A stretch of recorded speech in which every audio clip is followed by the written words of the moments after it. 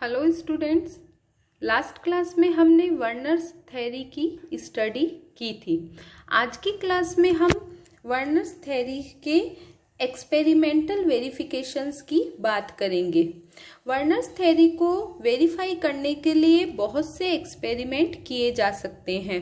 उनमें से कुछ इम्पोर्टेंट एक्सपेरिमेंट्स की आज हम स्टडी करेंगे और उन सभी एक्सपेरिमेंट्स में सबसे पहला है reaction of complexes with AgNO3 solution.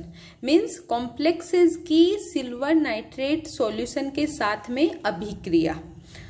हम सभी जानते हैं कि जो कॉम्प्लेक्सेस में प्राइमरी वैलेंसी को सेटिस्फाई करने वाले लिगेंड्स होते हैं वो आयोनाइज्ड हो सकते हैं, और आयोनाइज्ड होने का मतलब है कि वो आयनिक रिएक्शंस प्रदर्शित करेंगे, मीन्स आयनिक अभिक्रियाएं देंगे। अब अपन बात करते हैं कि जो कोबाल्ट क्लोराइड और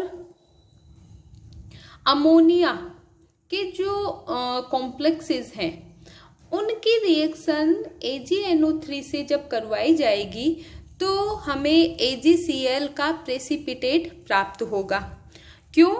क्योंकि हम सभी जानते हैं कि इन कॉम्प्लेक्सेस में क्लोराइड जो है वो प्राइमरी वैलेंसी को सेटिस्फाई करता है, और प्राइमरी वैलेंसी को सेटिस्फाई करने के कारण ये क्लोराइड आयोनाइज्ड हो जाएगा, और ये आयोनाइज्ड क्लोराइड AgNO3 से रिएक्ट करके AgCl का प्रेसिपिटेट बनाएगा। कैसे? हम सभी जानते हैं कि AgNO3 जब क्लोराइड से रिएक्ट करेगा तो जो नाइट्रेट है वो रिप्लेस हो जाएगा क्लोराइड से और हमें AgCl प्राप्त होगा। जब भी प्रेसिपिटेट बनता है तो उसे डाउन एरो से प्रदर्शित किया जाता है, और जब भी रिएक्शन में गैस बनती है तो उसे हम अप एरो के द्वारा शो करते हैं। ठीक है, ये रिएक्शन होगी एक्चुअल में जब कोबाल्ट क्लोराइड और अमोनिया के कॉम्प्लेक्सेस की AgNO3 सॉल्यूशन से अभिक्रिया करवाई जाएगी। लेकिन ये कब होगी? ये तब होगी जब इनके कॉम्प्लेक्सेस में प्राइमरी वैलेंसी को सेटिस्फाई करने वाले क्लोराइड प्रेजेंट हो। ठीक है, अब AgCl जो है सिल्वर क्लोराइड है उसके कितने नंबर ऑफ मोल्स प्रोड्यूस होंगे ये डिपेंड करता है इन कॉम्प्लेक्सेस में प्रेजेंट प्राइमरी वैलेंसी के क्लोराइड आयंस के नंबर के ऊपर। ठीक है, मीन्स किसी कॉम्प्लेक्स में जितने नंबर क्लोराइड आयंस होंगे प्राइमरी वैलेंसी को सेटिस्फाई करने वाले, उतने ही मोल AgCl के हमें प्राप्त होंगे। ठीक है, अब अपन बात कर लेते हैं कि ये किस प्रकार से हमें मिलेंगे।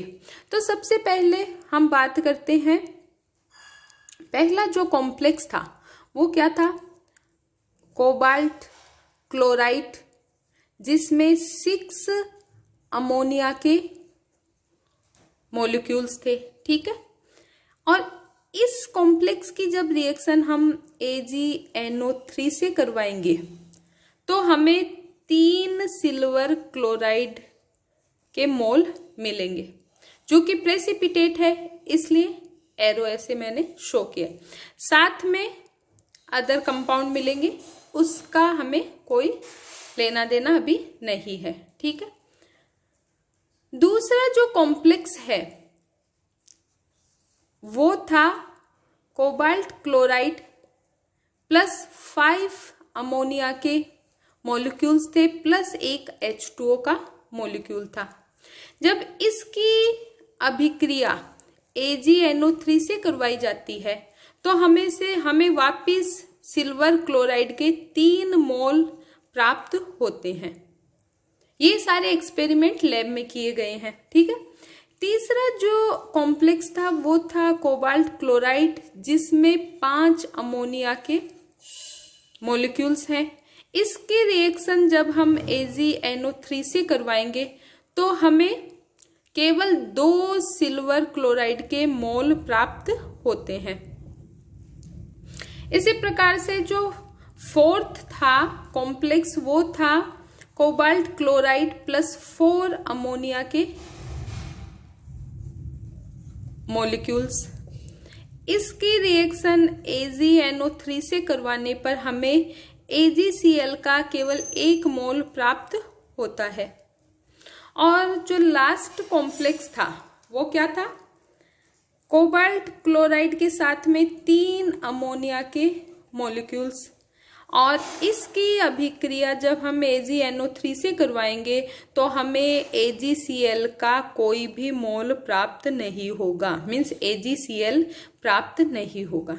ठीक है, अब इन रिजल्ट के आधार पर हम इन कॉम्प्लेक्सेस का फॉर्मूला डिजाइन कर सकते हैं। सबसे पहले इसकी बात करते हैं।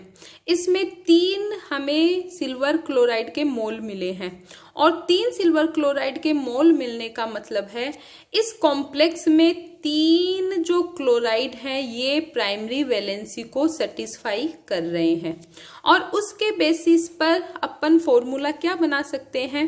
ये कोबाल्ट है जिससे 6 अमोनिया जुड़े हुए हैं और तीनों क्लोराइड प्राइमरी वैलेंसी को सेटिस्फाई कर रहे हैं। क्लियर? इसी तरीके से ये जो दूसरा है कॉम्प्लेक्स, इसमें भी हमें 3 मोल AgCl के मिल रहे हैं। इसका मतलब है तीनों क्लोराइड प्राइमरी वैलेंसी को सेटिस्फाई करेंगे, और इसके बेसिस पर हम फॉर्मूला क्या बना सकते हैं? ये कोबाल्ट है जिससे 5 अमोनिया अटैच्ड हैं, 1 वाटर, और तीनों क्लोराइड हैं वो प्राइमरी वैलेंसी को सेटिस्फाई कर रहे हैं।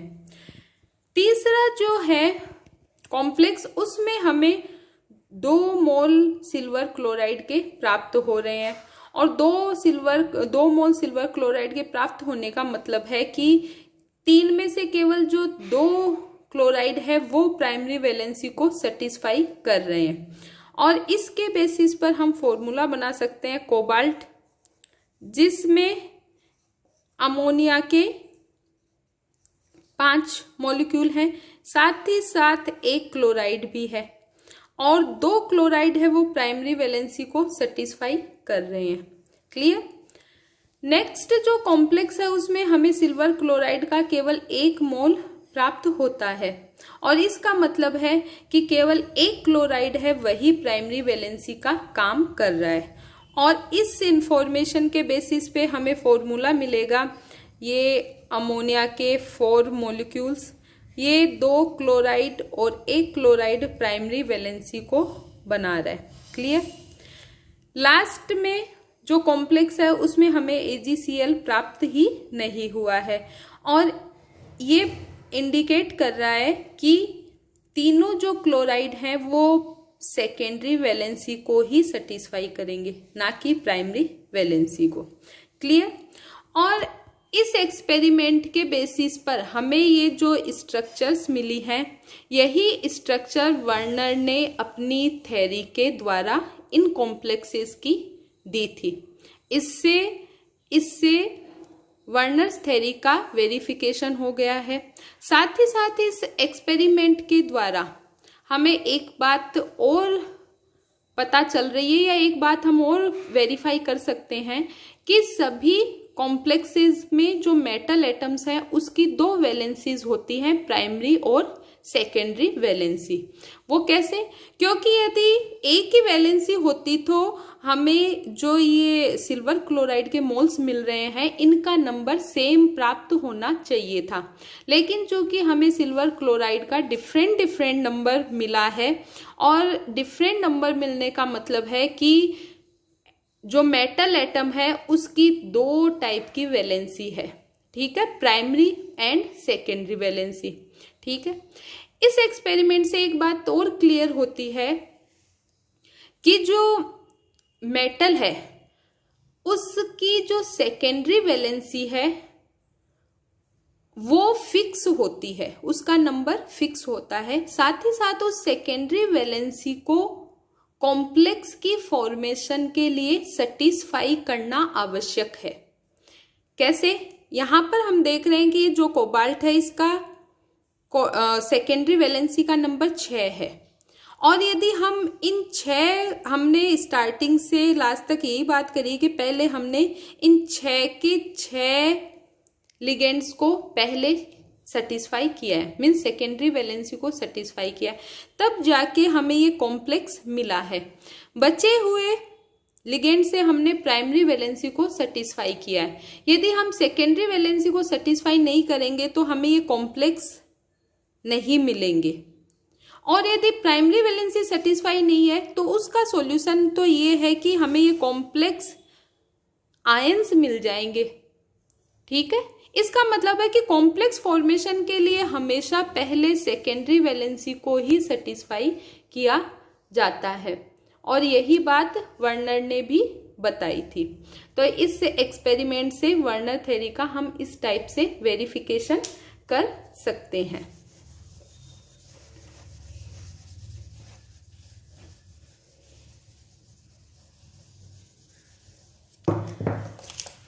अब अपन नेक्स्ट एक्सपेरिमेंट की बात करते हैं, और जो नेक्स्ट एक्सपेरिमेंट है वो है reaction of complexes with HCl। ठीक है, मतलब HCl के साथ में कॉम्प्लेक्सेस की अभिक्रिया के द्वारा वर्नर्स थ्योरी का वेरिफिकेशन। हम सभी जानते हैं कि HCl के साथ में अमोनिया अभिक्रिया करके अमोनियम क्लोराइड फॉर्म करती है, और ये जो अमोनियम क्लोराइड है ये HCl है, और इससे जब अमोनिया रिएक्ट करती है तो हमें प्राप्त होता है अमोनियम क्लोराइड। और ये अमोनियम क्लोराइड जो है ये वाइट फ्यूम्स के रूप में बाहर निकलता है। ठीक है, लेकिन जब इन कॉम्प्लेक्सेस के अंदर